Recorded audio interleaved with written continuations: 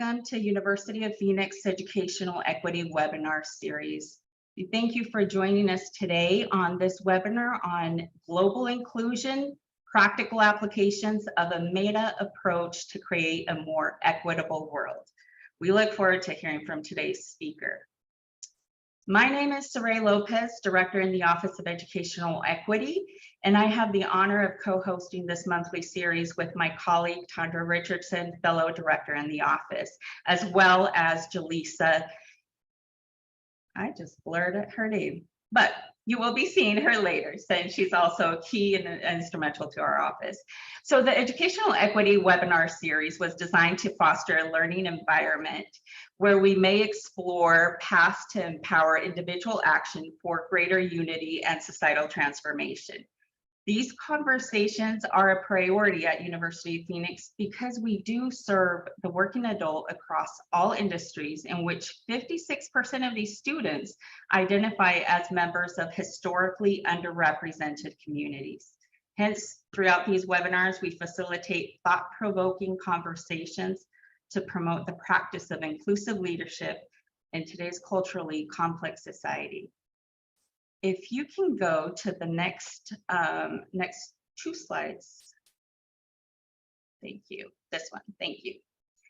So before we begin, we want to start by acknowledging the original inhabitants of all the lands on which we are standing. While we meet virtually, I invite you to join me to honor and give gratitude to the Indigenous peoples who were the original custodians of the various lands we each call home. We do recognize that a land acknowledgement alone is insufficient, yet it serves as a starting point as we continue our individual journeys towards racial equity. So here in the Phoenix metropolitan area, we inhabit the Hohokam, Akimel-O'odham, Pipash, and Yavapai lands. So thank you for joining us and taking time to honor these original custodians of the lands on which we stand. Next slide. So next, we definitely want to raise awareness of significant equity, diversity, and inclusion dates and milestones throughout history. And we do want to add a disclaimer. There may be some dates missing, and we definitely invite you to share in the chat if there's an observance missing aligned within the month of September. Please make sure that you include the details, link a resource where we can all go in and learn more. And I have to just mention, it's Suicide Prevention Month. Let's definitely take extra steps to go and learn about this, how it shows up, how is it that we can support each other, as well as Hispanic Heritage Month. Today is the start of Hispanic Heritage Month. I'm very proud to be Latina, and it goes throughout October 15th. So without further ado, I will hand it over to my colleague, Tandra. Hello, everyone, and welcome. We also want to make sure that we invite you to join us on October 20th for our next webinar entitled Redlining and Environmental Justice, Getting to the Roots. You can scan the QR code here on the screen, or we'll make sure to share a link in the chat for you to register, so please join us for that. Next slide, please. Now, we just want to go over a little housekeeping and set a couple of guidelines that we believe are essential to fostering respectful conversations. We value your participation in potentially uncomfortable discussions, as this reinforces our willingness to learn and grow. We encourage you to share your experiences and perspective in the chat box. We do ask all participants to contribute to an atmosphere of mutual respect and sensitivity. In addition, we highly encourage you to connect with one another, share your LinkedIn profile. It's really cool to see all of the places that you all are joining us from today. So continue to share that. Even if you've already shared your location, feel free to drop your LinkedIn profile so we can start connecting with you. Also, as Saray mentioned before, if you have any additional resources or any cultural awareness days that we have not already shared, please feel free to drop those in the chat as well. If you have any questions during our presentation today, type them into the question box at the bottom of your Zoom screen, and questions will be answered at the end of this session as time allows. We can move to the next slide. Now I have the privilege of welcoming our speaker for today. We have Bert Vercamer, who is a differencist, consultant, strategist, keynote speaker, and executive coach. He focuses on the key question of how individuals and organizations effectively deal with differences. In Bert's work, he combines intercultural learning focused on the global and diversity, equity, inclusion, and belonging work, focused on domestic diversity under the banner of global inclusion. He's worked in over 50 countries, lived in a few, and is currently residing in New York. He is a former CEO and has trained and coached over 10,000 people, including executives and diplomats. Bert works with corporations, global nonprofits, government agencies, and educational institutions. He has a clear record of strengthening performance, improving collaboration, impacting bottom line contributions, and empowering team members to contribute more effectively. Bert has his master's degree in economics and intercultural relations from Belgium, Switzerland, South Africa, and the US. Talk about global. He's a qualified administrator in the Intercultural Developmental Inventory, the Global Competencies Inventory, and a number of other tools. I guess you all can see Bert is well qualified to lead us in this discussion today. Bert, I'll turn it over to you now. I'm excited to hear what you have to share. Thank you so much, Tandra, and hello to everyone on this webinar. Very, very nice to meet you. I will share my presentation, and we're going to kickstart there with looking at global inclusion and trying to bring some practical applications of a meta approach to create a more equitable world. And I'm going to go into presentation mode in just a minute, rather a second, right?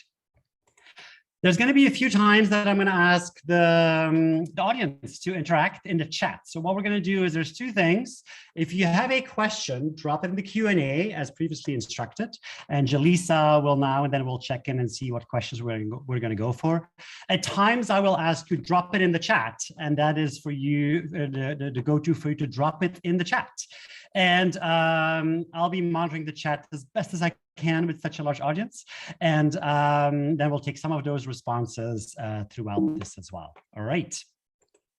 So I also want to do a land acknowledgement. I dropped it in the chat before. I'm in Brooklyn, New York, the land of the Lenape. And I want to share with you also a link. If you want to go beyond land acknowledgement, there's a great college fund, engage.collegefund.org. Every week I see how many presentations I've done and I donate money to them. And I encourage all of you to find some way as well to support beyond land acknowledgement, beyond awareness, to go into competency and support. So yeah, the key question, as Tandra was mentioning, how do we deal with difference? What happens when two people who think and behave differently meet each other, be it cultural, be it based on various identities and social groups? What happens at that very moment? And so I want to make sure I share with everybody, and I'll bring it back at the end as well. I'm speaking for the three of us at this moment. So I'm the one presenting, but the work I'm presenting is really the work of Dr. Amir Ahmed, Dr. Joel Brown, and then myself. I'm the only one without the doctor's title. So what we're sharing here is the work of the three of us. While I'm the one presenting, I want to fully acknowledge my two co-founders and co-mentors and people I'm learning an awful lot from. So we want to first start today with looking at some understanding and the origins and challenges of these different fields, the intercultural field and the diversity, equity, inclusion, belonging, social justice. And I think the fact that we play with the acronym shows some of the unsettledness of this field, right? We can throw in DEA as well, diversity, equity, inclusion, and access, DEI, D&I, etc. So there's a whole plethora, an alphabet around this field. Then I want to share a bit more around what Joel, Amir, and I came up with in terms of what might be a new model, something that the three of us have been using the past few years, and we're now start sharing with others as well. So I want to talk about the different steps and different competencies, and then get very practical, looking at what are some of the tools that we are using that you might be using, and see, can they fit within within that model? Does that work? Can we learn from that? What does that do? If we have time, we'll go to your case studies, but we might also leave that then up to you to do the application on your side post webinar. So yeah, I want to briefly introduce myself. So welcome to the EduEquity webinar. My name is Bert. I'm originally from Belgium, the Flemish side, so my native language is Dutch. I've now been living in New York. In January, it'll be 10 years. Apparently, you can call yourself a New Yorker at 10 years, so I'm still not a New Yorker. I'm still a Belgian living in New York, but I'm almost getting there. Part of my history is I used to work for a global nonprofit that's dealing with intercultural learning. So I come more from the intercultural side initially. Was working with schools and educational institutions on content around the intercultural part, and also doing exchanges and exchange programs, including study abroad for academics. Currently, the past few years, I've been mainly focusing on how do we do large-scale training? How do we train 1,000, 5,000, 10,000 people? What are the methods we have to use? How do we look at blended learning, especially in the fields of diversity, equity, inclusion, and the intercultural field? So rather than doing individual coaching, how do we get to many more people? I love that challenge, where we can also measure the impact of it. So how do we measure impact of that learning? I briefly want to share my story. Joel and Amer have their own story. Some of you might have heard them speak, or you can Google them. They're keynote speakers and ask for lots of webinars as well. Why global inclusion? So I come more from the intercultural side, as I mentioned, and became somewhat unhappy, dissatisfied with what we could do with just the intercultural field. Where do I come from? So my organization that I used to work for has 50,000 volunteers globally. We focus more on the intercultural side. Now that meant we look at, let's say more nation state cultural comparisons and that kind of stuff. And there were quite some limitations. The moment that our European volunteers wanted to get involved with, let's say, the immigrant crisis in Europe, or some of our Latin American volunteers involved in some of the environmental issues, quite quickly, we didn't have the right competencies or skills. And so looking over the border to diversity, equity, and inclusion, they were really good at looking at some of these issues around social identity and power and privilege, et cetera. And so the question became, how can we combine these two? At the same time, Amer and Joel were having similar questions, maybe coming more from the diversity, equity, inclusion side, where often it stops at awareness and not fully at competency building.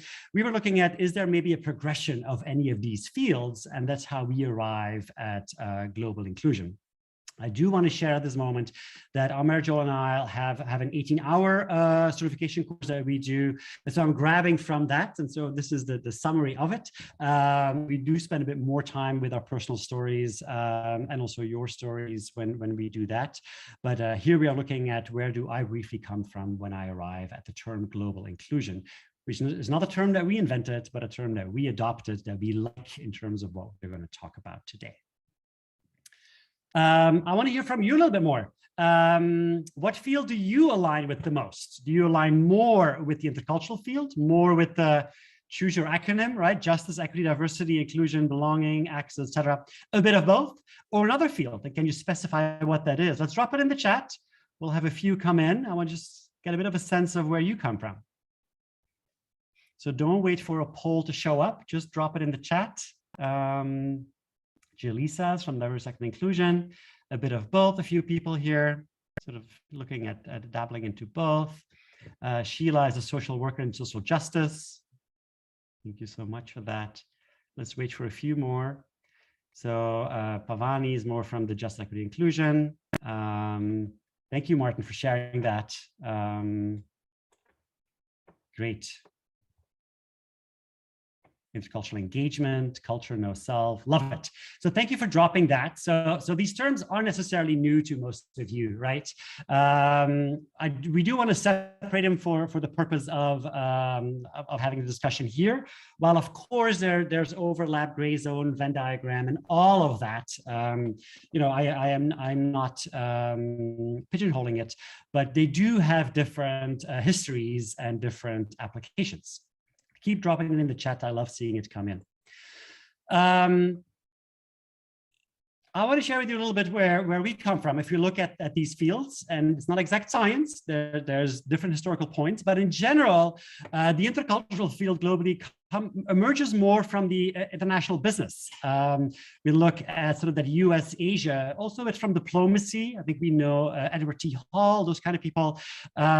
But sort of more functional, looking at how do we communicate, how do we interact with people who are maybe more culturally different, culturally being defined more as a nation state cultural difference here. Doesn't mean that's where the field is now, but in general, that's sort of the history of that field.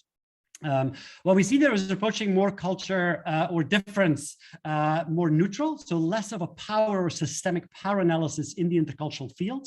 And as I said, often focuses more on national and ethnic identity, focuses less on that intersectionality. So this is where we know things around, individualism, collectivism, high and low context communication, direct, indirect communication, etc. Is pretty good at competency building, pretty good at skill building. So how do I bridge to somebody if I'm more low context or more direct? How do I bridge to somebody who is more indirect or more high context, etc.? Quick summary of the intercultural field. Talk a whole lot more about that in our course, but I wanted to give you the early notions. If you look at diversity, equity, inclusion, belonging, social justice, access, etc., emerged more from the U.S. civil rights movement, seeking access, seeking inclusion, etc. Often is really good at that awareness building of where does that injustice come from. Isn't always or sometimes lacks a focus on sort of skills competencies. So how do we now, what do we now do with this? And at times also de-emphasize individual agency, maybe stays more on the systemic part. So focusing maybe less on what can the individual now do very concretely. And so that's sort of roughly how I want to separate these fields. With that, I'm not doing justice to any of these fields fully, but we want to share a little bit where we come from and where some of our sort of discomfort lied with where these fields come from. But let's add to it. Can you drop in the chat? What challenges do you see in the current approaches to these different fields, to the intercultural field and the field of diversity, equity, inclusion, belonging, social justice?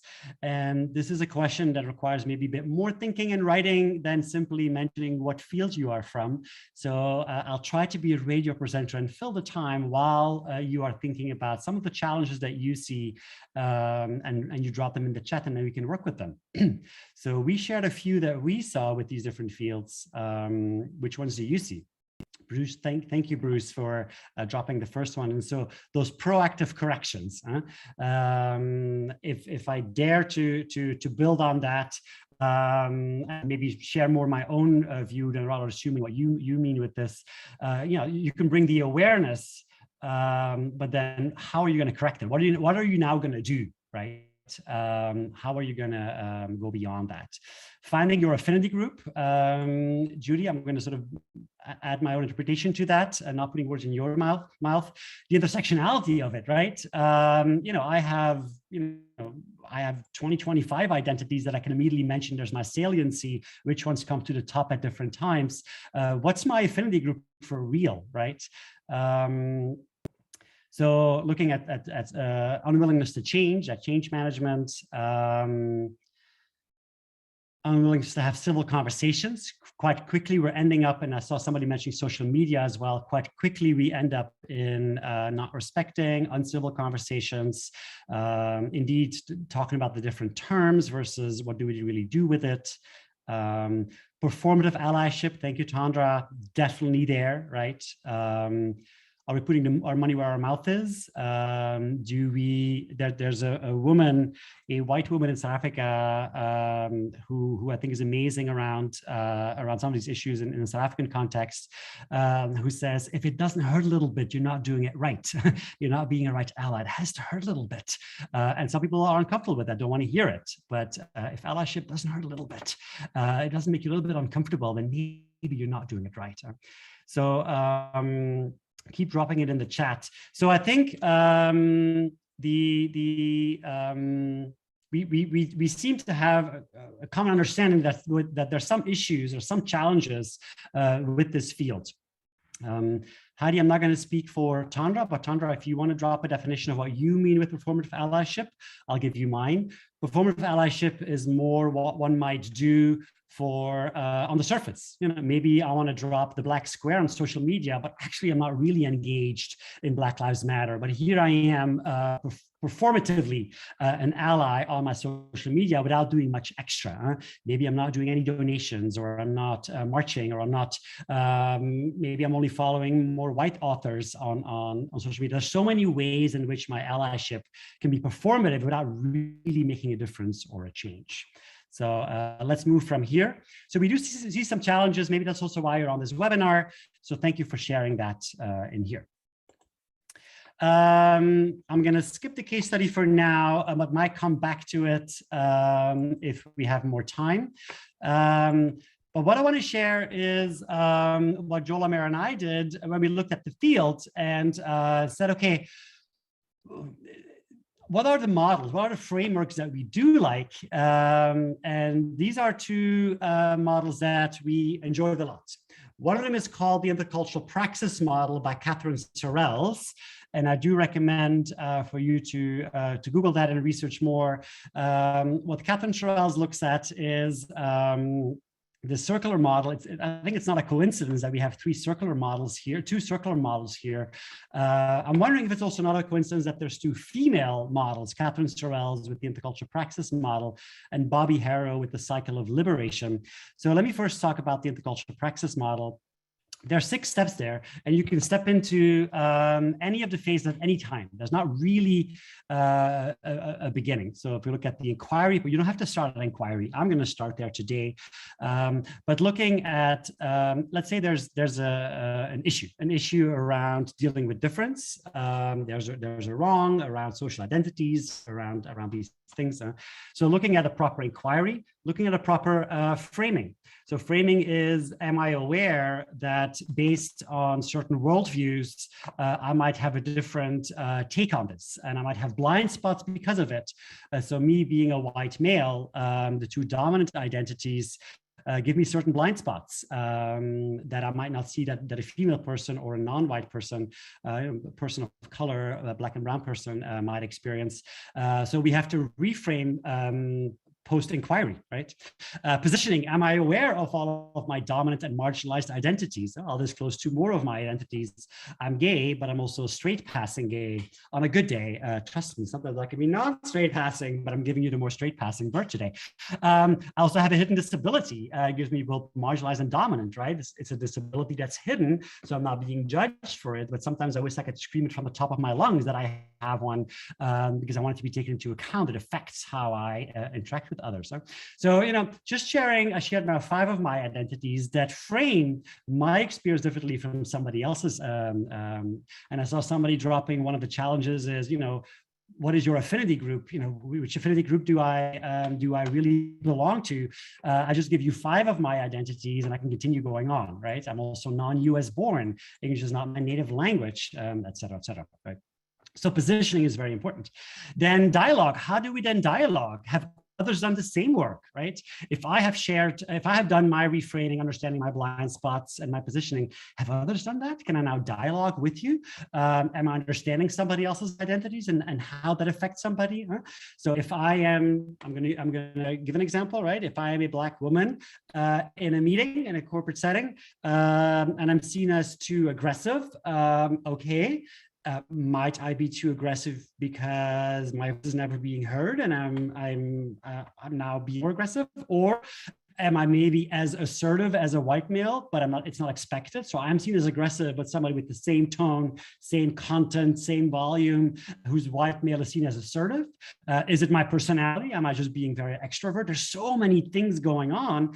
And to what extent can I have a dialogue with somebody else in which I'm not using any of my judgments based on any of these identities? And I'm aware that I might be judging if I say any of these different things, right? Then we have to have reflection, and then the action part is very important here as well. So the action-oriented part, it's not just about awareness, it's really also what do we do with this now? Intercultural praxis model, Catherine Sorrell's, there's actually a great 5-6 minute video on that Purdue University created that I encourage you to go and research.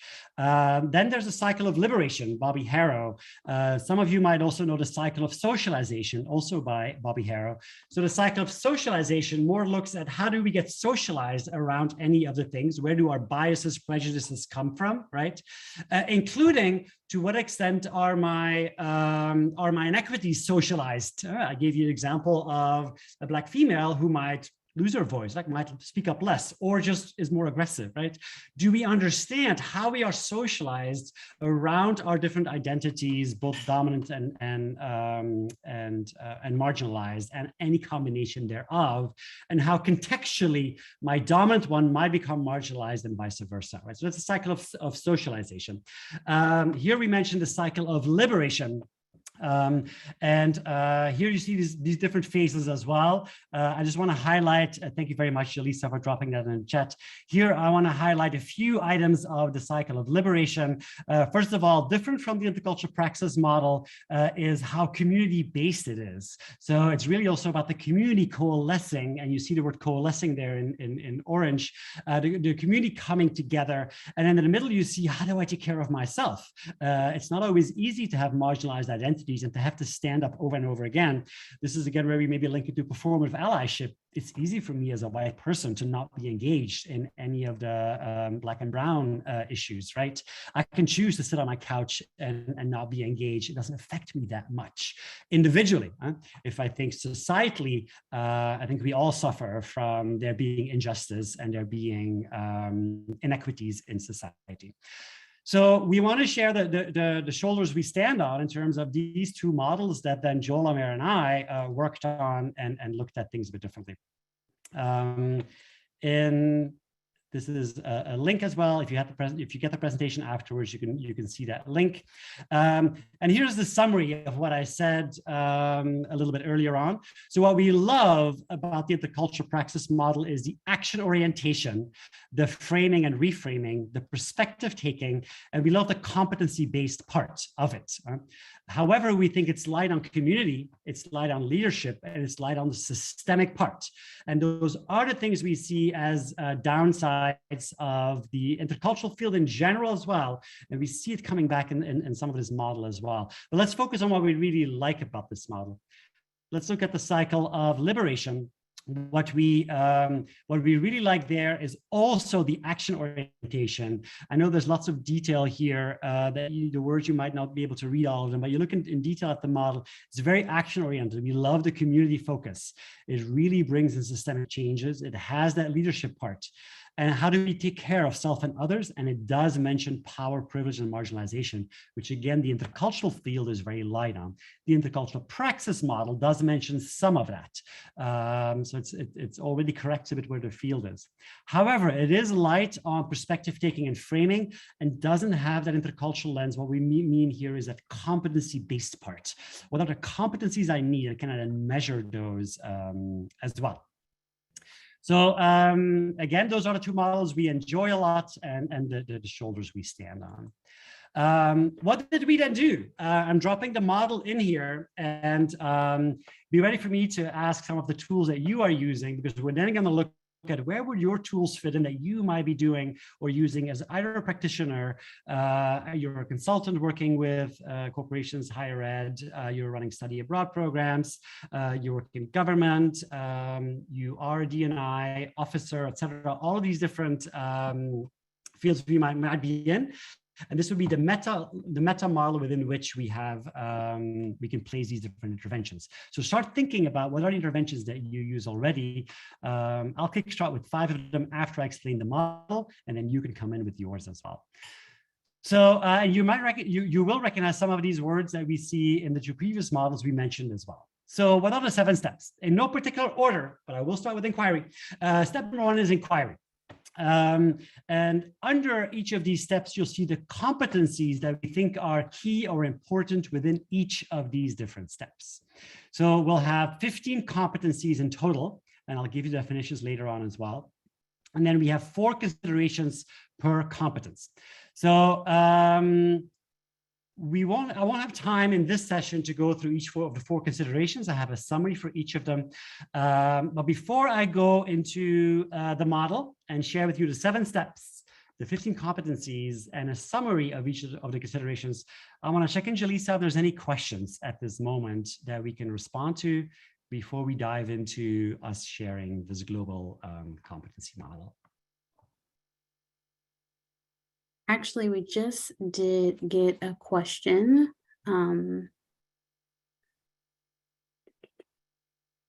Speaking about cross-cultural communication, I see and talk a lot about the effects of social media on basic communication and interaction skills. Simple communication cues are missed or misinterpreted, which further fuels systematic racism. How do we as a society focus on what we have lost from basic one-to-one personal interaction?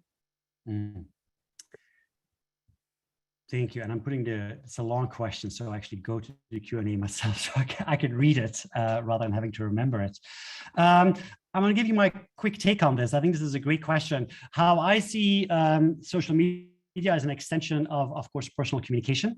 The issue, of course, is that what's getting lost here is any context around that, right? So it's not, and I'm going to stay in the intercultural field for now. So for those of you who are more on the D&I side, I'm going to stay a little bit in the intercultural field to respond to this question. I find it interesting that when I operate in Asia, that there's a whole lot more use of emoji. Here we look at the difference sort of globally around what is more low context versus more high context communication. Low context being the context is less important. The words are what they mean. What you hear is what you get. Yes is yes, maybe is maybe, and no is no. And then more high context communication, which is the words are less what they mean. And no can mean yes, and yes can mean no. And of course, you can see the judgment going on between these fields, right? If I'm low context and I'm in touch with high context communication and somebody says yes, but they mean no, if I stay in my low context frame, I'm going to say you're lying, right? Well, why would you deceive me? Huh?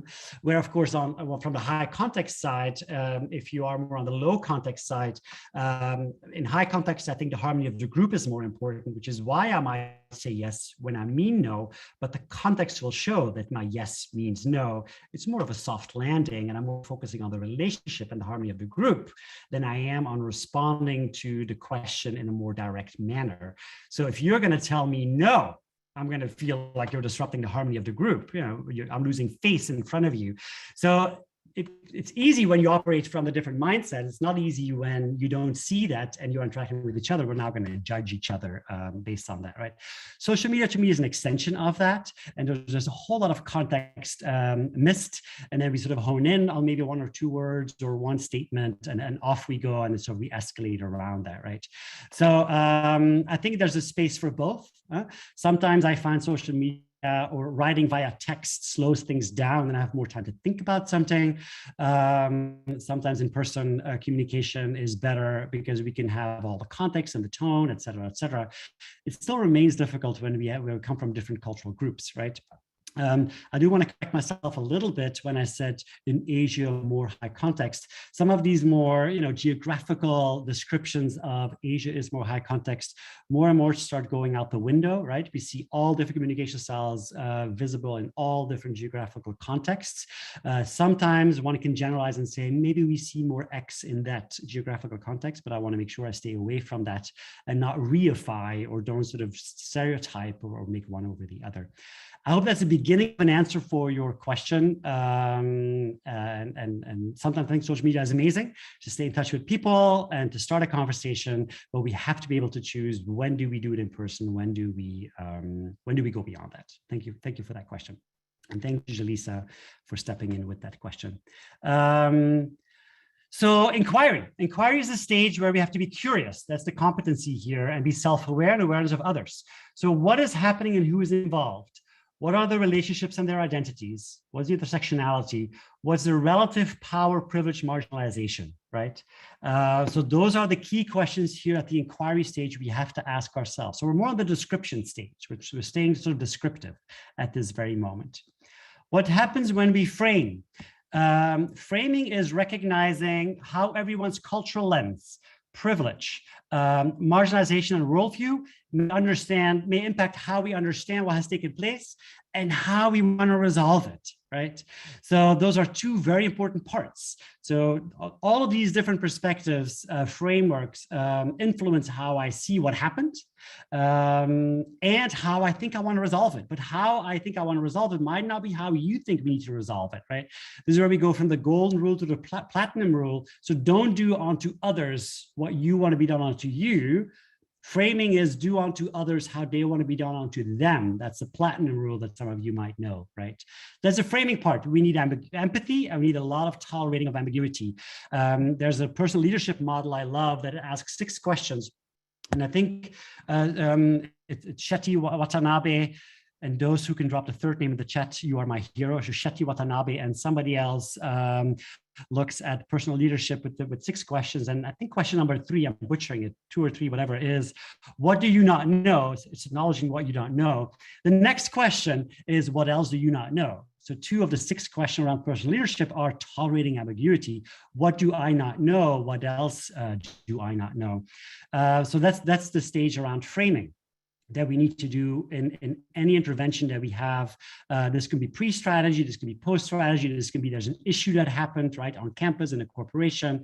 We have an ism or phobia issue that happened. You know, we do inquiry, we do framing, and we do recalibrating. So recalibrating is where we bring in the systemic part. So do we understand what's happening structurally, interpersonally, politically, and symbolically, and where the inequities are? This is where we have to really apply critical thinking as a competency and be patient in all of this as well.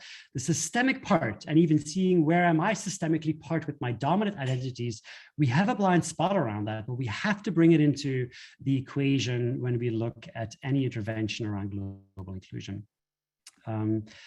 If you look at coalescing, here we look at engaging in community building. Can we share stories, perspectives, needs, and motivations? This includes difficult conversations and creating safety. This is very often the step where we have to start. We can't even start with inquiry, right? We first do some community building and creating safety before we can even look at the inquiry stage, before we can even look at the systemic issues, etc. The coalescing stage. So here, community building and healing are the key competencies, 2 of the 15 key competencies. We go to strategizing. Strategizing is where we look at change making. How will we start initiating the change based on our previous analysis?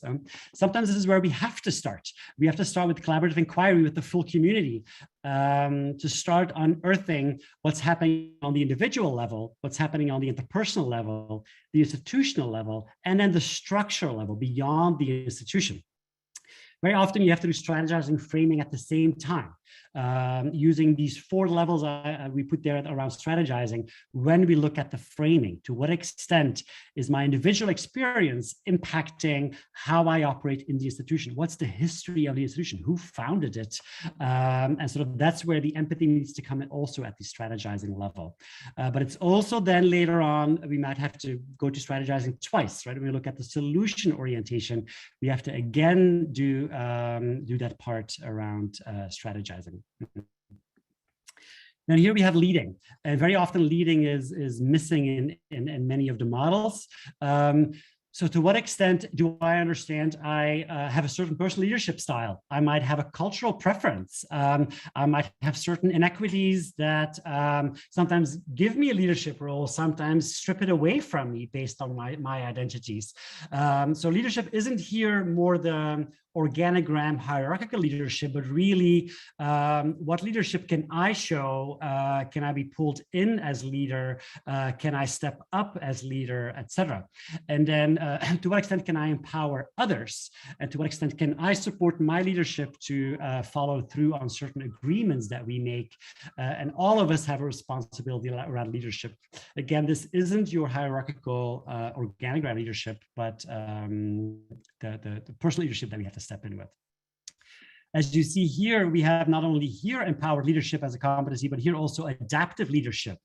Leadership is also about understanding that we need to adapt in the moment if need be. We might have come up with a certain solution, but find out through implementing it, it's the wrong one, or we need to adjust it. Are we ready to do that in the moment without necessarily having to redo the whole cycle or check in with everybody? At some points, it's going to be important we do check in with everybody. We go back to coalescing and community building and we say, hey, remember how we came up with this? That seems to not be what's working at the moment.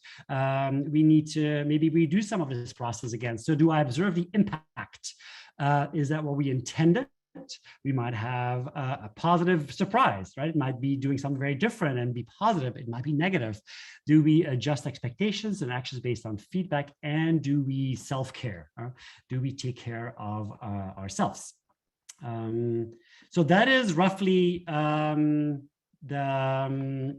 model and the different steps. This is all of them together. I do this because in the slide deck that you will get afterwards is being shared. You want to take a screenshot right now. You then have it all in one page, and you can see the summary of this. In our course, we go a bit deeper, but this is a great summary, I think, to understand what these different steps are. And I hope you see by now that you can start at different parts. Maybe you need to first show some leadership before you are allowed in to start doing inquiry. So maybe you first need to operate more on the leading adapting side before you can step into an inquiry moment, or before you can step into a community building moment, right? So that's what I want to share here. These are the different competencies, and I'm not going to go through all of them, but it was very important for Joel, Amir, and I to not just stop at the competency part, but also look at what are the definitions here? Because this allows us now to start measuring, right? So we work with a Brazilian company that specializes in these competencies. They have about 50 of them. Plus also what is sort of a soft, medium, large view on having this competency. So we have descriptions of what does it mean to be low on adaptive leadership? What does it mean to be strong on adaptive leadership? And so that's then over time will allow us to start measuring. We'd love to start doing that both on an individual level and on an organizational level. So that's what I want to share around these competencies. And so I want to now go into get ready for your own interventions, but also get ready to respond in the chat. Let's say you are confronted, you are hired as a consultant, as a practitioner, or you have that role within your organization. There's an issue that came up. There's an ismophobia that happened, or you're being asked pre-strategy to work with an executive team, right? Where in this process would you do unconscious bias training? And so I want you to look at the white word, so the 7 steps. Use one of the steps. So where would unconscious bias training fit? Would it fit at leading, at coalescing, at inquiry? Just drop your thoughts in the chat. And if you're not sure, where do you think? There's no wrong answers here. I just want to hear a little bit if we have like the first 4 or 5 coming in. I see people mentioning inquiry, recalibrating, inquiry. Thank you for that, right? So the real response is that they can fit at various moments in here. In general, thank you, Jennifer, for that response. In general, it would fit quite well at the framing side. All right. So unconscious bias training is a lot around understanding that we have biases. Some of us who are marginalized know that people do around the identity that we are marginalized in, right?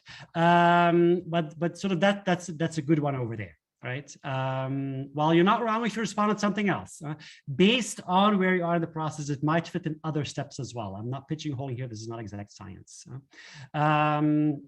And Nikki, I love your comment as well. So at times, so it doesn't mean when you leave one stage that you never come back to it, right? You might be strategizing and be like, okay, can we all be aware of our biases here? You might come back to the framing part, and you might need to refer to. You might be like, can we understand that when somebody mentioned this solution, that they might mention that solution from their framework, and it might not be for somebody else's framework, right? So yes, all of that at the same time. What about bringing in another consultant? Where might we want to bring in another consultant? Where might it be helpful to do that?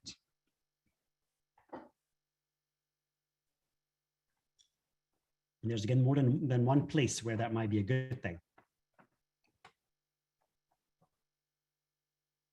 Another consultant could be a different generation, could be any social identity, right? Could be somebody who, if I talk about myself, right, somebody who is not white, somebody who is not male, et cetera, right? Might be somebody who is US born rather than me who's non-US born, and off we go. So I see a lot of people mentioning strategizing. We think it's, so it's very much something over here. You might see that inquiry framing, recalibrating, coalescing is a lot around identifying, analyzing the issue at hand or the issues. Unfortunately, there's always more than one. And then I think there needs to be an honesty at that moment as well. If we go, but even community building healing, right? At that moment, you might be like, I'm not the right person to do the healing process or the community building process. I might have too many dominant identities. I might have too many blind spots. It's that moment between, am I going to be more of a process consultant practitioner, and most of us can do process. This is a process model, right? But I might not have the depth or the knowledge, the cognition part that I need to do effective healing or community building or whatever. Bringing another consultant is always a good idea. There might not be resources, but I think especially once we've analyzed it, before we go more into solution orientation, it might be interesting to assess: am I the right person, or I need more perspectives to go into solution orientation? And I do see in the chat some people asking, we will share the presentation afterwards. And I'm here putting the organizers on the spot. I will share with you a presentation, organizers, and then I trust that you know the channels to spread this with.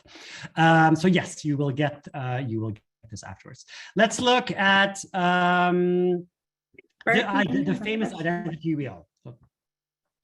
Did somebody just speak up? Is there a question? I'm sorry, that was me. I was just expressing we do have a question. Let's bring it on. So the question is from Allison Jones. Thank you so much for your question. How do we overcome all of these challenges when a lot of the structures in place and people in power are actively working to take opportunities away from so many people? This is hard to grapple with. Yeah. Great question. We see this as, so Joel O'Meara and I are practitioners in the field ourselves, in both in academia, in corporate, in government, and we were missing something like this that supported us in even speaking to clients. So going into any intervention or working with a company or corporation, one often is asked to come and do an intervention, rather than really analyze what is the issue at hand and how to resolve the issue at hand, right?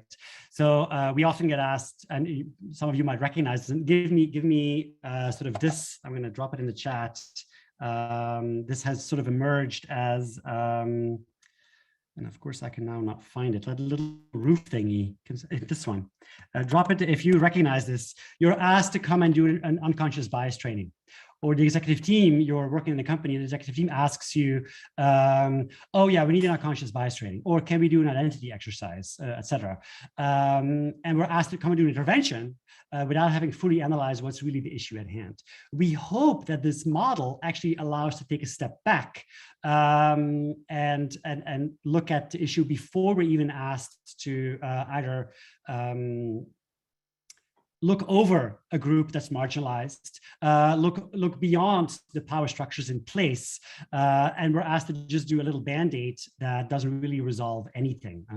That still doesn't resolve the fact that a company chooses to do only what the law requires them to do, which is the more legal or also the performative part, and doesn't really go deeper into what the real long-term solutions are. For us, this model has helped to respond to some of that. Allison, I think Allison was the one who asked the question, right? It helped us to resolve some of that. And it helped us to actually say no to clients as well, where we say, we don't think we can help you with this issue because we don't think you fully understand the complexity with it. So this has helped us actually have different conversations with clients and say, look, I think this is a process we have to go through. Are you willing to hire us for that? No, we won't do a 1.5 hour unconscious bias training. We're not ready to do that, right? And you might see my cursor go wild now because I'm trying to activate it and make sure I see the full chat at this moment. I hope that responds to some of your question. Okay, Allison, so you're talking really on the systemic level, right? Yes, we are here looking at where can we intervene, and then we can intervene on an institutional level. What is that institution? Within what organization can we intervene? That could be politics. That could be a corporation. That could be academics. But on the systemic level, we have. So I believe that we have to work with the people to change organizations. We have to work with organizations to change broader society. I think that's where we have the intervention level, and I think that's the staggered approach that we have. And you can see that around strategizing, right? The individual level, interpersonal level, institutional level, structural or systemic level. To change systems, we have to affect the three below that. I hope that's helpful. So where would you do the identity wheel? Where would you do that one?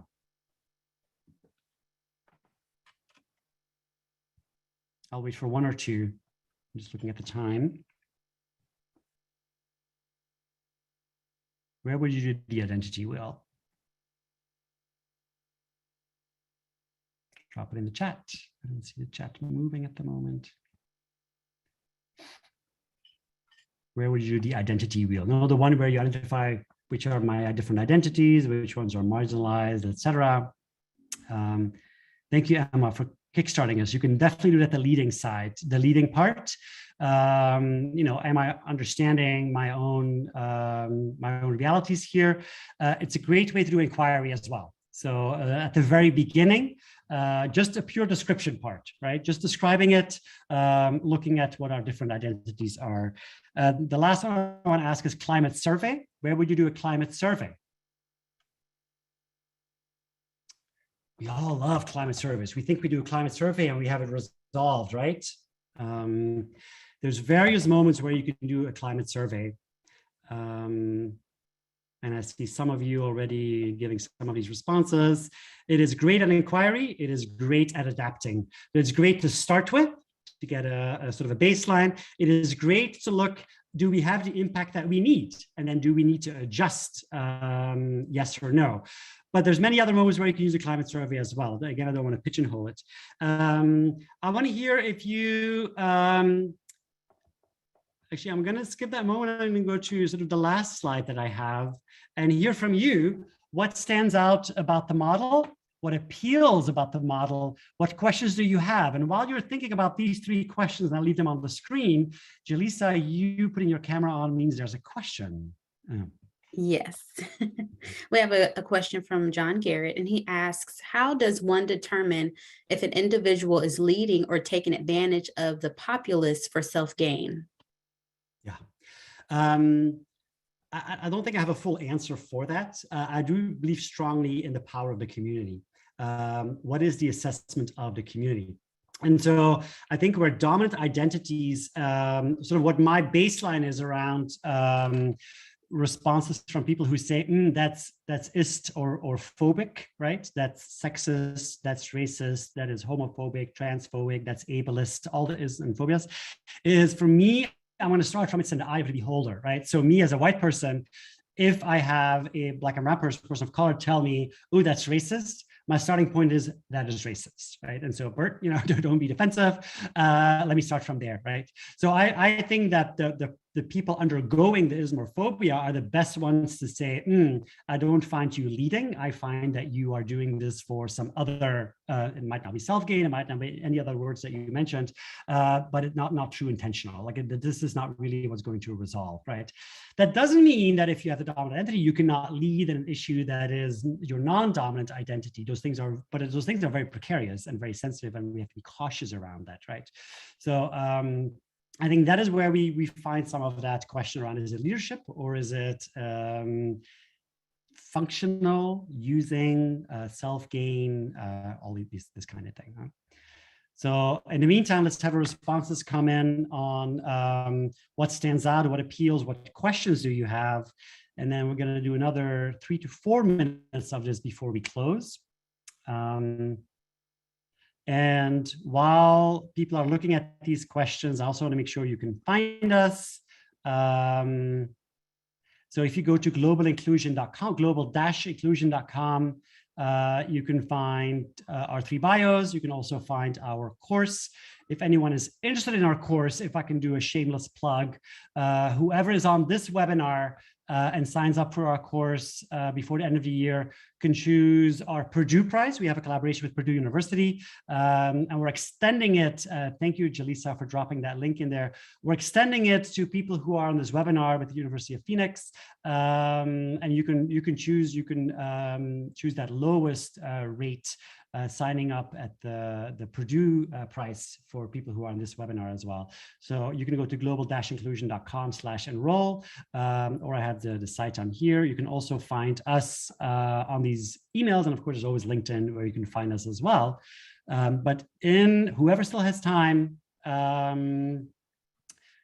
share with us what stands out, what appeals, what questions do you have, and you can drop in the chat or in the Q&A. And it's free for all right now in the last minutes that we have here. I'm assuming, Sheila, that CEU is any academic credit. That would not be the case unless you can convince university to do that. But it would be more around professional development is how we approach it. Yeah, assuming that CEU is credits. Yeah. This is all your moment. Any questions? What stands out? What appeals? And in the meantime, I'll give you the slide so you can check both the competencies and the names. And I understand that if you would enter the webinar right now and see this, it might be very overwhelming. I hope I was able to build it up in a way that you're like, yeah, that makes sense, because we build it up in a way. But I do know it's a lot to take in. But if there's any questions or any comments, we'd love to take them right now.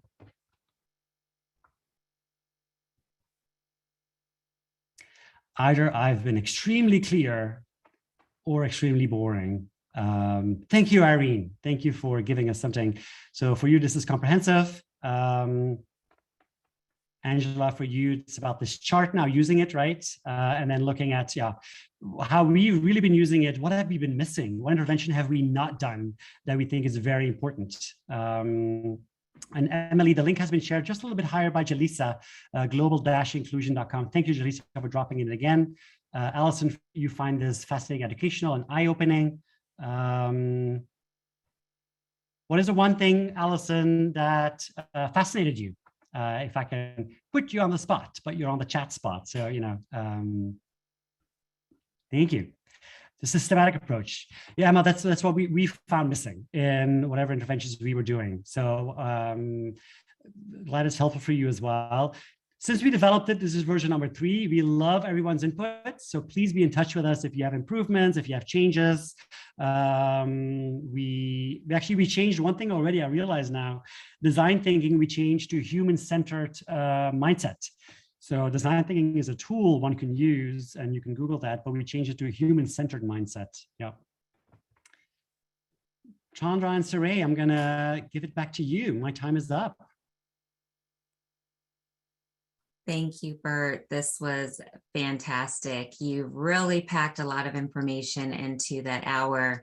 I just want to applaud all of our attendees as well for being able to keep up, manage adding your comments in the chat. We really appreciated your engagement today. One of the things I love about attending these virtual presentations that Bert gives is he tries to make it engaging so that you're not just sitting and listening the entire time. He really wants to get you involved. So thank you for that. Thank you, Bert. This was fantastic. I hope that some of you will take advantage of his offer to take the courses at that reduced rate and gain that professional development. We really hope that these webinars lead to action items outside of the webinar, and that's definitely an opportunity to do that. Speaking of the webinars, we hope that you will register and join us on October 12th. We will be hosting our next webinar. The information on this slide is slightly inaccurate. I do apologize, but our next webinar will actually be about redlining and environmental justice. We plan to start talking about getting to the roots. So please join us for that. Share the link with your friends, your colleagues, family members, whomever, and have them join us as well. Again, thank you for taking the time out with us today. Thank you, Bert, and you all have a great afternoon.